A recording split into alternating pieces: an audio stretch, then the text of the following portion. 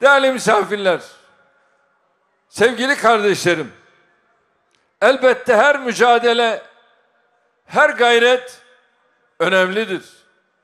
Takdire şayandır. Ama zihinsel ve bedensel engelli çocuklara verilen emek, hayatın 24 saatini ve ömrün tamamını kapsıyor olması sebebiyle ayrı bir saygıya layıktır.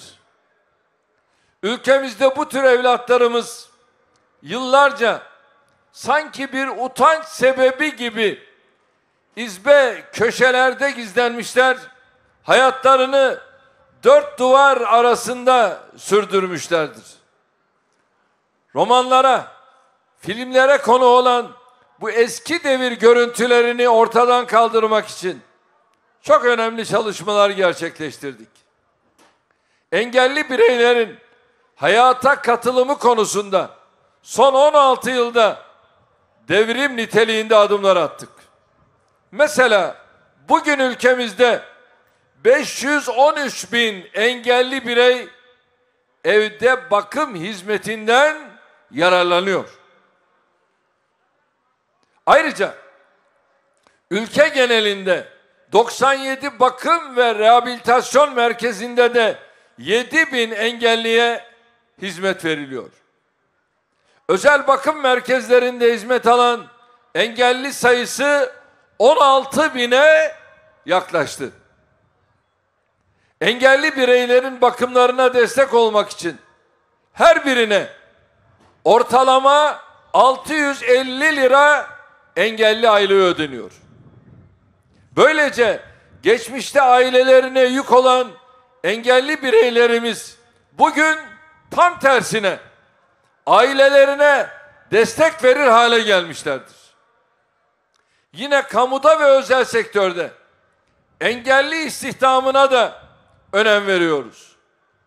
Bugüne kadar kamuda 54 bin memur, kamu ve özel sektörde 112 bine yakın işçi kadrosunda engelli istihdamını gerçekleştirdik. Özel sektörde kota fazlası çalıştırılan engellilerin sigorta primlerinin tamamını destek kapsamına aldık. Özel eğitime verdiğimiz desteği genişleterek bu hizmetlerin faydalanmak için gereken engel oranını %20'ye kadar düşürdük. 3 Aralık 2016 tarihli resmi gazetede otistik bireylere yönelik özel bir otizm eylem planı hazırladık. Bu plan ülkemizde sayıları 1 milyonu bulduğu tahmin edilen aileleriyle birlikte düşünüldüğünde 4-5 milyonluk bir kesimi kapsıyor. İçinde 6 ana başlığın ve 26 tedbirin yer aldığı bu eylem planı ilgili kurumlarımız tarafından hayata geçiriliyor. Aile, Çalışma ve Sosyal Politikalar Bakanlığımız ile diğer tüm kurumlarımıza otizm eylem planının uygulamasını hassasiyetle takip ettiğimi özellikle belirtmek istiyorum. Değerli arkadaşlar, sevgili İstanbullular, Türkiye'yi yönetme sorumluluğunu üstlendiğimiz günden itibaren milletimize bir söz verdik. Dedik ki biz Türkiye'yi Şeyh Edebali'nin, Osmanlı'nın kurucusu Osman Gazi'ye verdiği tavsiyeye uygun şekilde yöneteceğiz. Nedir o tavsiye? İnsanı yaşat ki devlet yaşasın.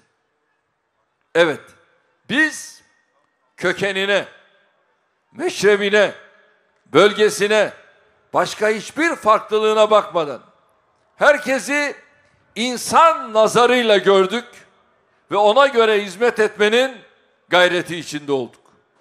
Bununla kalmadık. Kadınlara ve engellilere yönelik pozitif ayrımcılık politikalarını hayata geçirdik. eğitimden istihdama her konuda kadınların ve engellilerin bugün geldiği yeri 16 yıl öncesiyle mukayese etmek dahi mümkün değildir. Aynı şekilde diğer tüm alanlarda ülkemize çağ atlattık.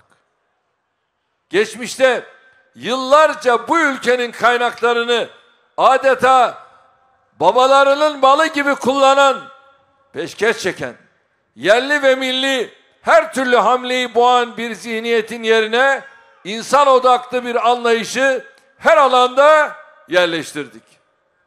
Ülkemizde bugün yapılan işlerin 20 yıl önce, 40 yıl önce, 60 yıl önce niye yapılmadığının sorusunun cevabı işte bu kavramlarda gizlidir. Çünkü geçmişte siyasetten bürokrasiye, medyadan akademiye, her yer büyük ölçüde hayata insan odaklı bakmayan, zihni milli, işi yerli olmayan kadrolar tarafından işgal edilmiştir. İşte bu sebeple Türkiye pırlanta kıymetinde yıllarını boş tartışmalarla heba etmiştir. Biz Türkiye'yi eğitim, sağlık, adalet ve emniyet üzerinde yükselteceğimizi söyleyerek işe koyulduğumuzda karşımıza çıkartılan engeller hep ülkeyi yeniden bu kirli iklime sürükleme amacı taşıyordu. Ülkemizi büyüttükçe, güçlendirdikçe, ülkemizin gönlündeki yerimizi sağlamlaştırdıkça bu engelleri birer birer aştık.